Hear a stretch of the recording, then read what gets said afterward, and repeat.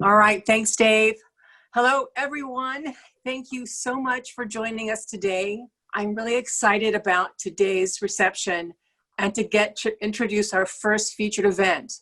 The topic for our panel is abstract art in the modern era and its importance in the art world. Some of you may wonder about that, but you'll, I think, hopefully be a little bit more enlightened after today's panel. We'll start with a short historical background for context, but the panelists will focus mainly on their individual journeys into the abstract world of painting. Before I introduce our panel, once again, I want to note that you can ask questions by using the chat feature, and it might be located in a different place on your computer or your iPad or your phone. But we encourage you, if you'd like, to send in a question, and at the end of the group discussion, depending on time, we'll hope to be able to get to a few of those. So now I'd like to start by introducing one of our panel members, Lynn Chiyeko Mikami. Lynn's family, along with other Japanese Americans, was forced to leave their home and was imprisoned for 3 years without charge or trial during World War II. She was born in the Heart Mountain Relocation Camp, Wyoming, in 1944. A body of her work, an ongoing series over time, is her expression and interpretation of the feelings and experiences of her family and fellow internees. Barbed wire, a symbol often found in her work, serves to remind her of her roots and the fragility of the freedoms we enjoy. Lynn attended both UCLA and USC. She's inspired by nature, myth, and the varied cultures of the world. Creating art is like air. It's essential to her well-being. Her current work includes experimental mixed media, collage, assemblage, encaustic, batik, and fused glass. Her works express ideas, opinions, or feelings that lift us beyond the ordinary, that expand our perception in some way to touch, connect, and enrich our lives. Next, I'd like to introduce Lois Olsen, another one of our panel members.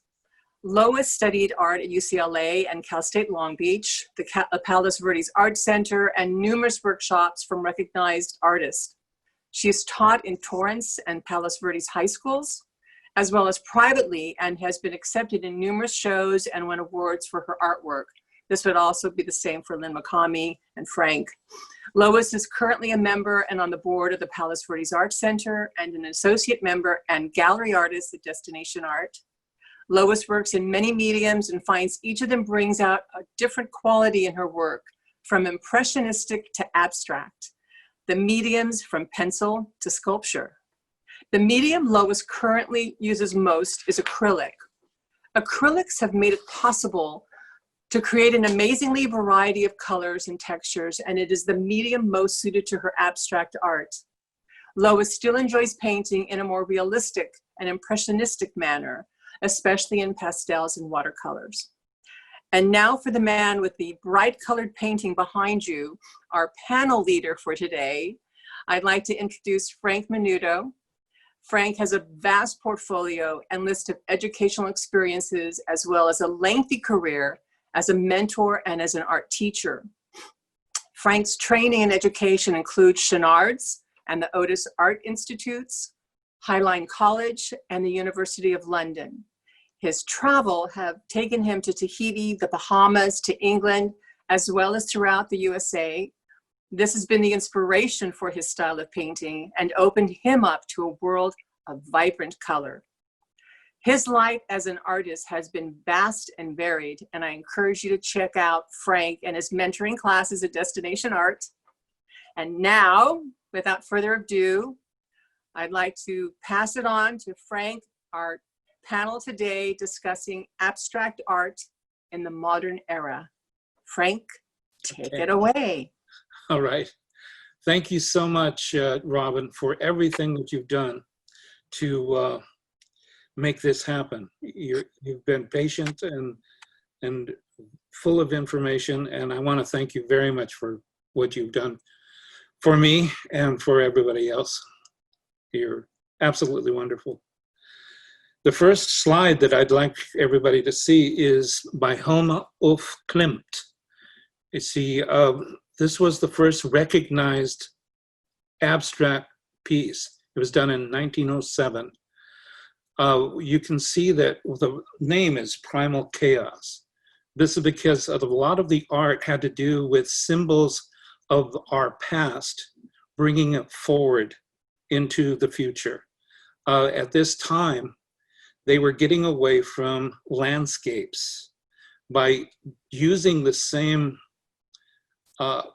ideas of line, pattern, form, color, texture, but using it in a flat form where the composition or the new perspective is the shape of the canvas. This breaks away from the salon work and everything else that was going on at the time of the turn of the century. And so she and her called the Group of Five started, was the first to be accepted by this. I think we have another one of hers. This is called Dove Number 2. This is done in 1915. This is when you can see she's using shape and pattern and color. She's using 3 of the line, pattern, form, texture, colors that landscapists would use. But because of being abstractions, you can pick and choose what you want to use to say what you feel. And the individual here, they're breaking away from, say, the salon work and the guild work and becoming an individual because of the turn of the century and the revolutions that were going on at that time. You can see that her colors are very personal, but she's using flat form, and she's using this, the shape of the canvas is the new perspective of the art. Next one. This is in 1915 again. This was called the father of the expressionism. Of abstraction. And Kandinsky, because of what him doing, look at the word exotic bird. It doesn't mean too much because of what's going on. It's to open up your mind to something that is brand new and fresh. A lot of this work was not accepted by the culture at the time, but what happened was at the turn of the century, everything was shattered into different things where the individual became more important than the collective.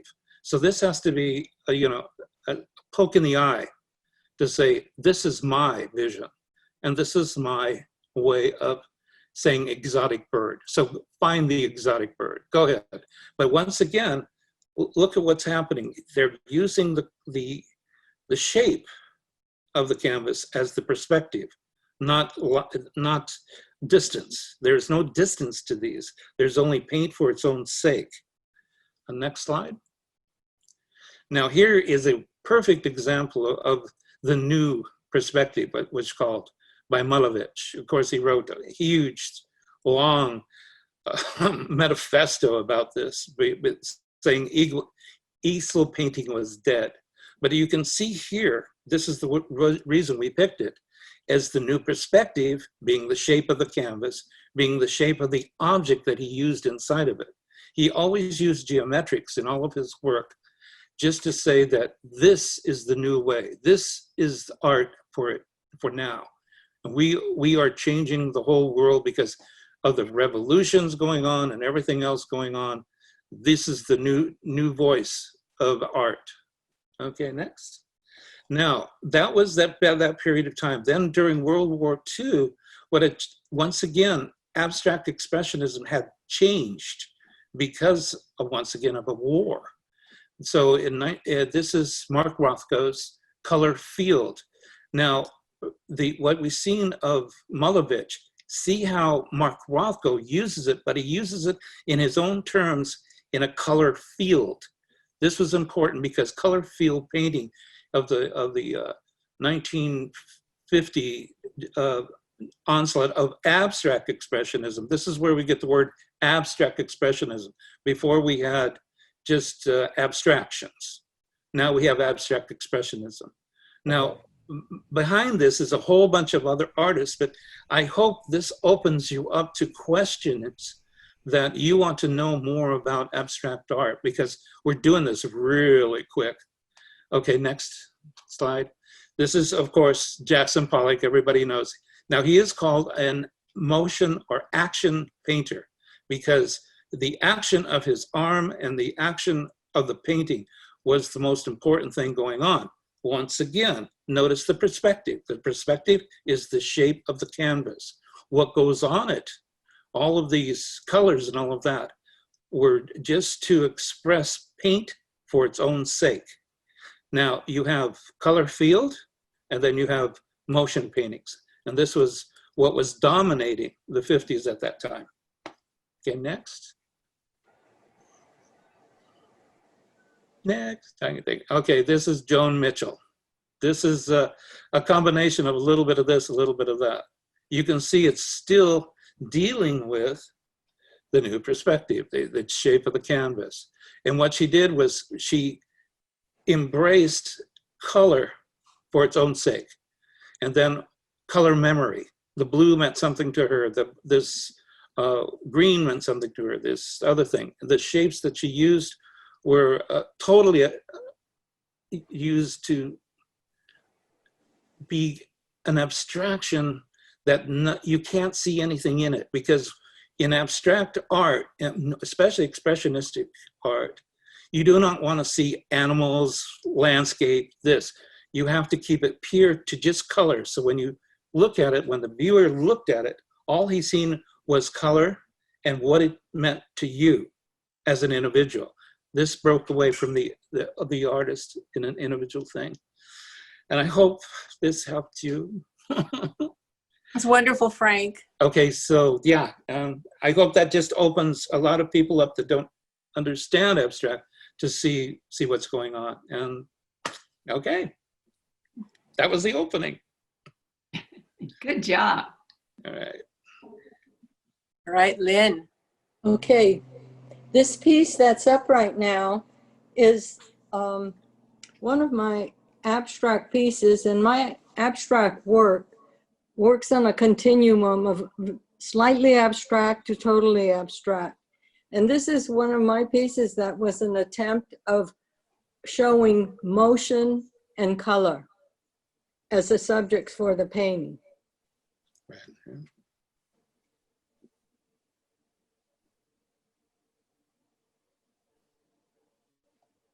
This is a piece that is somewhat abstract, but you can see realistic pieces and shapes within the composition. It is a assemblage, found objects put together, and the title is Memento Mori. We need to remember that we are going to die, and remember to enjoy our life and make use of our time.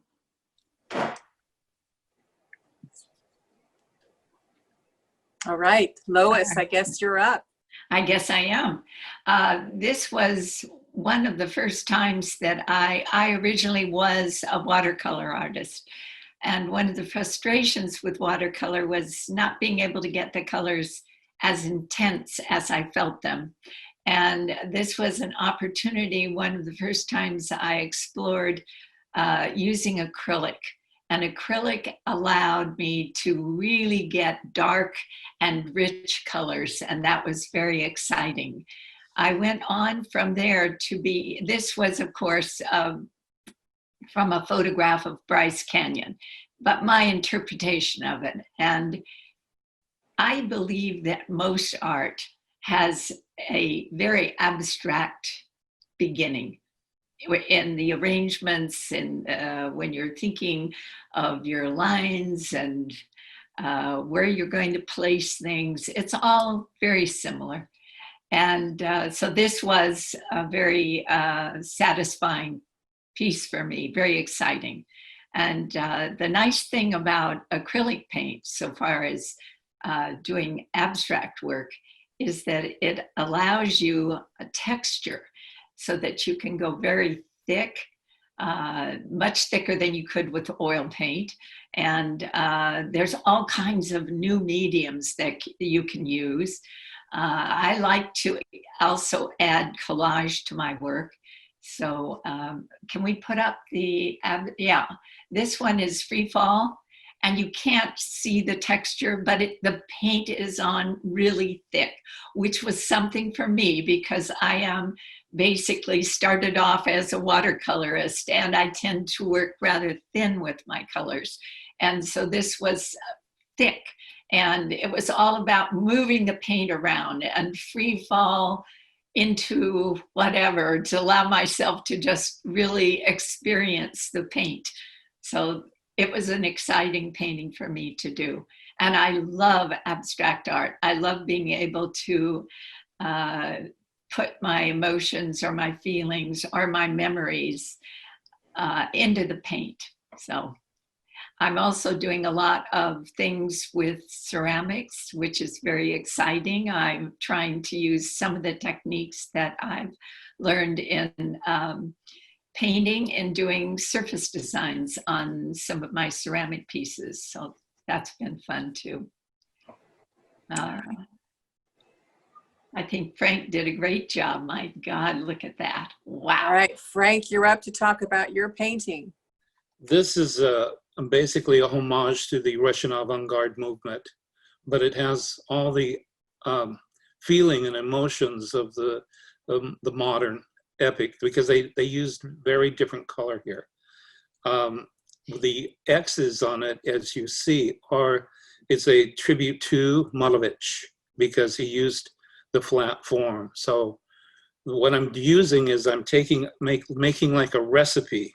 I'm using line, pattern, texture, and color, and just playing with them and making the illusion of 6 inches deep. One of my favorite artists was Popova, and she really did this magnificent thing about the illusion of 6 inches. And so what we do is the frame is not a frame, it's an illusion. And all the shapes you see are turned. And this is also a homage to the Russian avant-garde. I see abstract, Lois is going to love this. I do love it. As a pizza. Yeah. Okay, you pick line, pattern, form, texture. You pick sausage, pepperoni, and onions or whatever. And you create this thing on, once again, the new perspective. The shape of a pizza or the shape of a canvas. So when you look at it, you can pick other things out to use. You can use splatter, you can use paint for its own sake, or you can use line, or you can use just texture. You can build up the texture all you want with it. You can take one or two of the items that make a good landscape and use it in abstract art and feel the individual. You're looking at something that's very private and very, it's a moment of you being you and giving it to the world. And that's what I think abstraction did. It was a feeling of people being free for the first time to be a person, to shout at the world, I'm here, I'm saying something. And I think that's what we do here. So that's it. That's it. Thank you so much, all of you. One of the things that I learned from talking to all of you on the panel that was new to me, or at least a revelation, was how you all talked about how personal your paintings are when you're doing an abstraction and you're really tapping into your creativity. Could you all sort of talk about your process? Lynn, do you want to start? Because you really talked a lot about that in your bio and do you have anything you want to share about that? My process is very intuitive. So I usually don't start with an idea. I work with the materials and start the piece and allow the piece to develop in a direction that speaks to me. And so in my responding to the materials, it becomes a dialogue with myself and the piece that develops. And oftentimes it does become a very, very personal thing because it's my answering the materials that I'm working with. And the piece as it develops speaks to me in different ways, and I keep responding. And so I don't often know where the painting is going to end up. Okay. Does anybody else want to, Lois, you also talked about the freedom that painting abstract gives to you as well. Yes, it does. It's a wonderful feeling when you let yourself go. When you're working from something realistic, you find yourself getting a little tight right up in your shoulder muscles. And that never happens when I'm doing abstract, never. And I too, it's very intuitive. I'll often, because facing a blank canvas or a blank piece of paper, I just have to put a line on it to keep it from being so pristine. And sometimes I'll tear up some collage paper that I've printed and made, or an old painting, whatever, and I'll slap it on there. And then I can start going from there. And I use all kinds of tools, not necessarily a brush. Some paintings are never done with a brush. They're done with scrapers or cut up credit cards. And it's really great fun to find out what different tools do to your abstract work. And I have been doing a little bit of abstract, I think, ever since I started painting. I've never been able to stay completely realistic. It never appealed to me to go that way. So I've always veered off into the somewhat abstract, and now I'm able to be completely abstract, and that's really exciting for me. And I find it's inspiring in itself, and reaffirming, life affirming, and we all need that now. So That's great. it's a great thing to do at this time.